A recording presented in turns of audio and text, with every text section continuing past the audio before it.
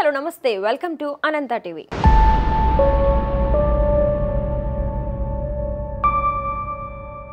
Johnny master మరో కీలక విషయం తెలిపారు. ఇటీవల ఓ మహిళ కొరియోగ్రాఫర్ జానీ మాస్టర్ పై లైంగికంగా వేధించాడని, మతం మార్చుకుని పెళ్లి చేసుకోమని బలవంతం పెట్టాడని ఆరోపణలు చేస్తూ ఫిర్యాదు చేసిన సంగతి తెలిసిందే.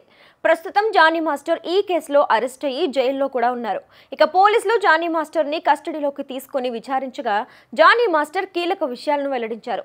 పోలీసుల కస్టడీలో జానీ మాస్టర్ తనపై ఆ అమ్మాయి చేస్తున్న ఆరోపణలు మొత్తం కూడా నిరాధారమైనవి అని, ఢీ షో ద్వారా తనకు తానే పరిచయం చేసుకుందని, మైనర్ గా ఉన్న సమయంలో లైంగిక దాడి చేశాననేది అబద్ధమని తెలిపారు. అలాగే తన టాలెంట్ ను గుర్తించి అసిస్టెంట్ కొరియోగ్రాఫర్ గా అవకాశం ఇచ్చాను అని, తనని పెళ్లి చేసుకోవాలని మానసికంగా నేను హింసించలేదని, ఎన్నోసార్లు తానే నన్ను బెదిరింపులకు గురి చేసిందని చెప్పుకొచ్చారు. అలాగే జానీ మాస్టర్ మరో కీలక విషయం కూడా తెలిపారు.